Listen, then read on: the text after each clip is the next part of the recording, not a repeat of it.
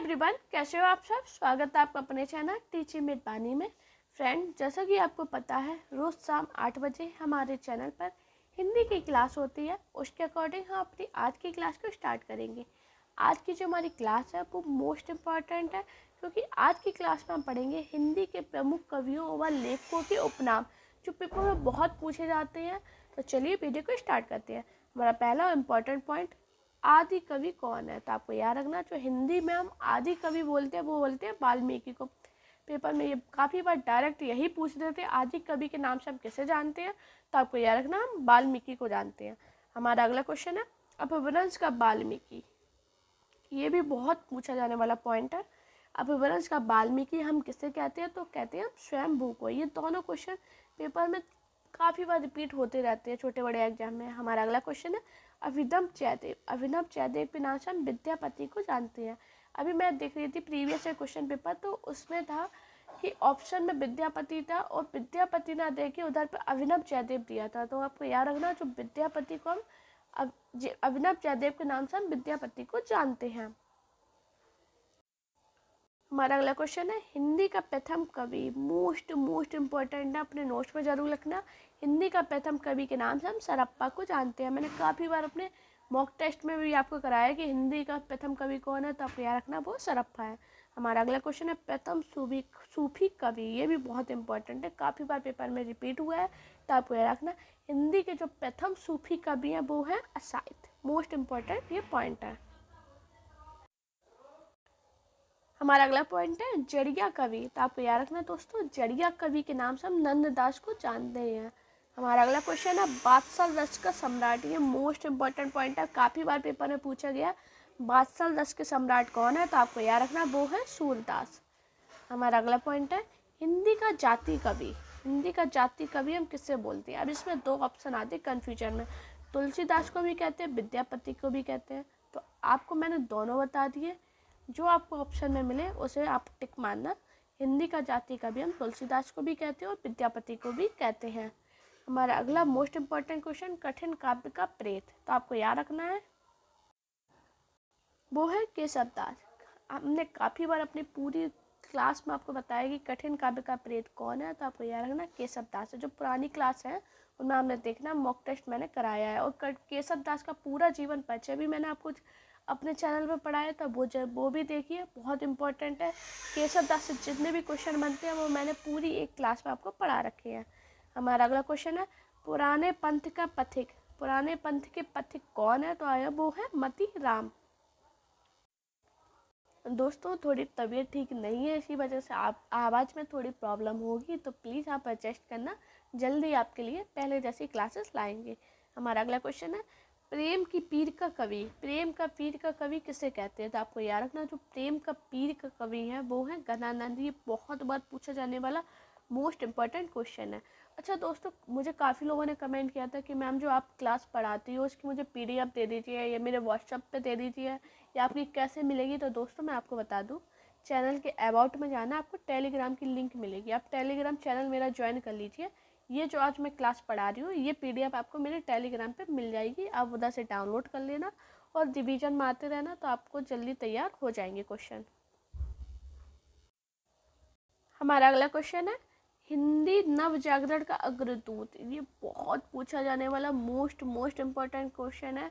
अब किसी भी एग्जाम की तैयारी कर रहे हो सभी के लिए इम्पॉर्टेंट है कि हिंदी नव जागरण का अग्रदूत किसे कहते हैं।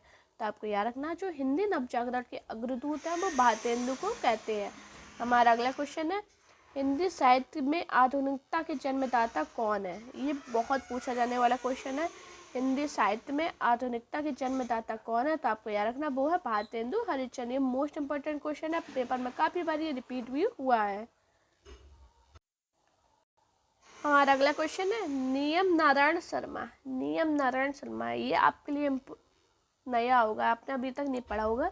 नियम नारायण शर्मा, ये जब पेपर में डीप में जाते हैं तो ऐसे क्वेश्चन बहुत बनाती है। नियम नारायण शर्मा के नाम से हम किसे जानते हैं, तो आपको याद रखना, ये माँ और पाल का, ये मध्य प्रदेश नहीं है, ये महावीर प्रसाद द्विवेदी है। मजाक कर रही हूँ। ये नियम नारायण शर्मा के नाम से महावीर प्रसाद द्विवेदी को जानते हैं। पेपर में जब डीप में जाते हैं तो ऐसे क्वेश्चन और बहुत बनाते हैं। अब देखो, इधर नियम नारायण शर्मा तो बोलते हैं, लेकिन इन्हें कल्लू अल हय्यत भी बोलते हैं, ये भी महावीर प्रसाद द्विवेदी को बोलते हैं। तो आपको ये दोनों याद रखना है, नियम नारायण शर्मा बोले, अल कल्लू अल हय्यत बोले या महावीर प्रसाद द्विवेदी बोले। हमारा क्वेश्चन सही जाना चाहिए, तो आपको इनके तीनों नाम याद रखने हैं। महावीर प्रसाद द्विवेदी तो आपको याद ही होगा अगर आपने तैयारी कर रहे हो। नियम नारायण शर्मा और कल्लू अय्यद ये आपको याद रखनी है। पेपर में ये दोनों नाम इनके पूछे गए थे, इसलिए मैंने आपको इधर पे दोनों बता दी और दोनों नाम बहुत ज़्यादा इंपॉर्टेंट है। दोस्तों साथ में मेरी वीडियो पसंद आए तो वीडियो को लाइक शेयर सब्सक्राइब जरूर करना है। हमारा अगला क्वेश्चन है कवि सम्राट। बहुत बार पूछा गया और मैंने बहुत बार अपने मॉक टेस्ट में भी आपको कराया कि कवि सम्राट के नाम से हम किसे जानते हैं, तो किसे जानते हैं, अयोध्या सिंह उपाध्याय को। हमारा अगला क्वेश्चन है राष्ट्र कवि। राष्ट्र कवि के नाम से हम किसे जानते हैं, तो आपको याद रखना जो हमारे राष्ट्र कवि के नाम से हम जानते हैं वो जानते हैं मैथिली शरण गुप्त को। हमारा अगला क्वेश्चन है आधुनिक कविता के सुमेरु। ये भी इंपॉर्टेंट है, काफ़ी बार पूछा गया कि आधुनिक कविता के सुमेरु कौन है, तो आपको याद रखना ये जयशंकर प्रसाद है।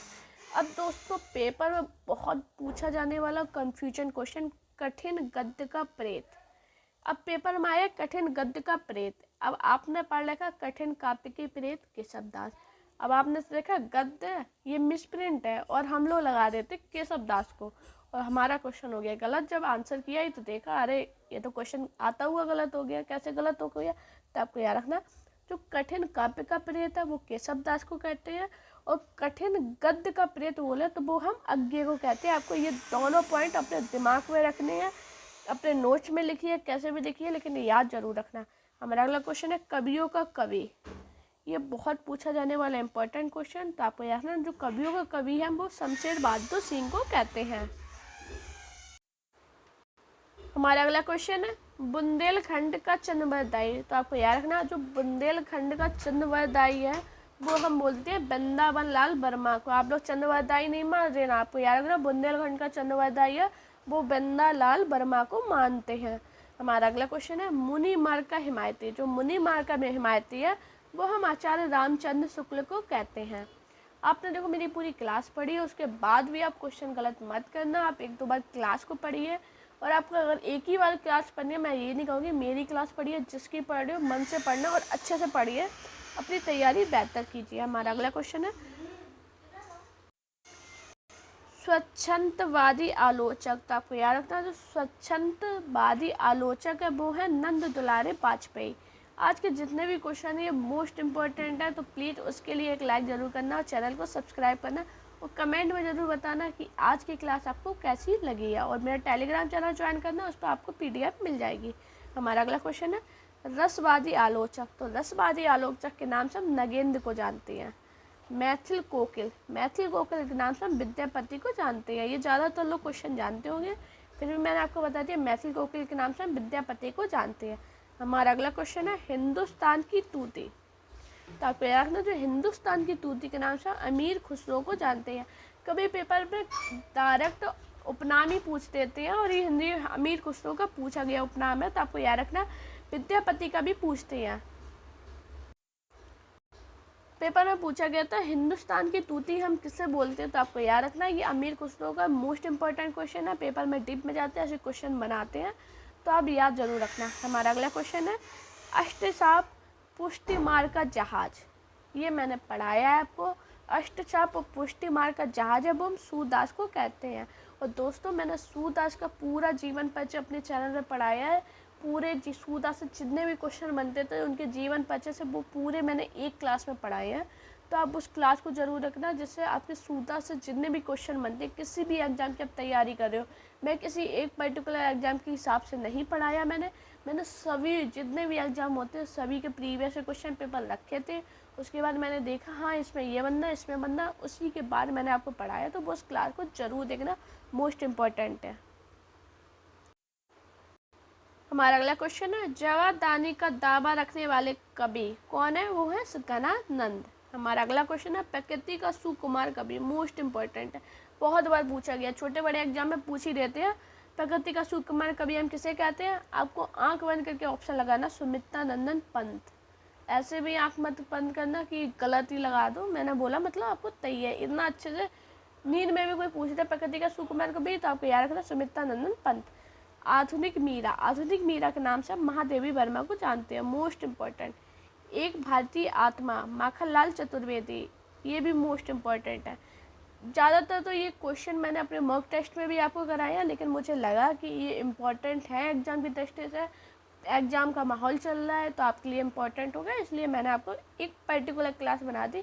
सीधा अपना तैयार कीजिए और इधर उधर बार बार पेज नहीं पलटने आपको।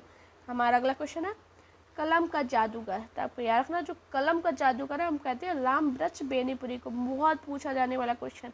हमारा अगला क्वेश्चन कलम का सिपाही, कलम का मजदूर। आपने कलम का सिपाही तो पढ़ा होगा प्रेमचंद, लेकिन पेपर में ये भी पूछते हैं कलम का मजदूर किसे कहते हैं, तो आपको याद रखना वो प्रेमचंद को कहते हैं। मोस्ट इम्पॉर्टेंट क्वेश्चन है। भारत का मैक्सिमम कोर्की किसे कहते हैं, प्रेमचंद को। ये भी आपको याद रखना, पेपर में बहुत बार पूछे गए थे, ये तो थोड़ा लेवल बढ़ा देते हैं तो ऐसे क्वेश्चन बना देते हैं।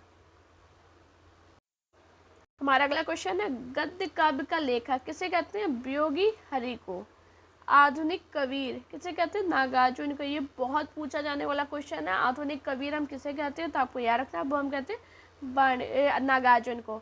वाणी का डिटेक्टर किसे कहते हैं, कबीरदास को। भाषा का डिटेक्टर अलग है, वाणी का डिटेक्टर अलग है, आपको इन दोनों में कंफ्यूज नहीं होना है। फैंटेसी का कवि किसे कहते हैं, मुक्तिबोध को। नाथ संप्रदाय के प्रवर्तक कौन है, तो आपको याद रखना जो नाथ संप्रदाय के प्रवर्तक है वो है गोरखनाथ या गौर छप्पा। ये बहुत इंपॉर्टेंट क्वेश्चन है, गौर छप्पा से क्वेश्चन बना है तो आपको याद रखना है। दोस्तों एक पीडीएफ बनाने में बहुत मेहनत लगती है, तो प्लीज़ उस मेहनत के लिए एक कमेंट ज़रूर करना कि आपको मेरी क्लास कैसी लगी है और नेक्स्ट क्लास आप किस टॉपिक पे चाहते हो। प्लीज़ दोस्तों आपसे रिक्वेस्ट करूँगी सभी लोग लाइक ज़रूर करना, चैनल को सब्सक्राइब करना नहीं हो तो, और प्लीज़ एक प्यारा सा कमेंट करना। आधुनिक युग के चारण कवि किसे कहते हैं, दिनकर को। मोस्ट इम्पोर्टेंट पूछा जाने वाला क्वेश्चन है। आधुनिक युग के कबीर किसे कहते हैं, नागार्जुन को। आधुनिक युग के गोरखनाथ किसे कहते हैं, तो वो कहते हैं निराला को। ये बहुत पूछा गया था कि आधुनिक युग के गोरखनाथ कौन है, तो कौन है, निराला। संस्कृत के क्लासिकल पंडित, ये बहुत पूछा जाने वाला क्वेश्चन, क्लासिकल ही क्वेश्चन है। संस्कृत के क्लासिकल पंडित कौन है, तो वो है विद्यापति। विद्यापति से बहुत क्वेश्चन बनते हैं क्योंकि इनके काफ़ी बहुत पूछे जाते हैं। हिंदी साहित्य जगत के दद्दा, मैथिली शरण गुप्त, ये बहुत पूछा गया था, बहुत इंपॉर्टेंट है। हिंदी साहित्य जगत के दादा, देखो इधर कंफ्यूजन हुआ, वो है माखनलाल चतुर्वेदी। देखो इधर कंफ्यूजन हुआ, दद्दा पूछे तो मैथिली शरण गुप्त है और दादा पूछे तो माखनलाल चतुर्वेदी। आपको याद रखना है, यही क्वेश्चन पेपर में बनते हैं जो कन्फ्यूजन पैदा करते हैं। तो मेरे हिसाब से अब आपका कोई कन्फ्यूजन नहीं रहेगा कि हिंदी जगत के दद्दा किसे कहते हैं और दादा किसे कहते हैं। आपको दोनों पे आ जाए, आप दोनों सही कर लोगे अगर आप मेरे स्टूडेंट हो। क्योंकि आग व राग के कवि किसे कहते हैं, दिनकर को। हमारा अगला क्वेश्चन है बेष्टि चेतना के कवि किसे कहते हैं, अज्ञे को। कविराज शिरोमणि, ये बहुत पूछा गया कि कविराज शिरोमणि किसे कहते हैं, तो वो कहते हैं पद्माकर को। प्रेम की पीर का कवि घनानंद को। और ब्रजभाषा का भूषण, ये तो इम्पोर्टेंट है, वो कहते हैं बिहारी को। ब्रजभाषा का भूषण पूछा, ऑप्शन में भूषण दिया, आपने भूषण टिक लगा दिया, लेकिन आपको याद रखना जो ब्रजभाषा का भूषण बोले तो वो कहते हैं बिहारी को। फ्रेंड वीडियो पसंद आए तो वीडियो को लाइक कीजिए, चैनल को सब्सक्राइब कीजिए और अपने दोस्तों के साथ इस वीडियो को शेयर कीजिए। साथ में आप मेरे टेलीग्राम अकाउंट टीचिंग विद वानी और इंस्टाग्राम अकाउंट वानी शर्मा ऑफिशियल पे मुझे फॉलो कीजिए।